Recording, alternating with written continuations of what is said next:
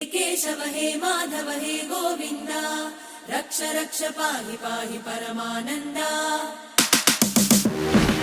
केशव हे माधव हे गोविन्द रक्ष रक्ष पाहि पाहि परमानन्दा।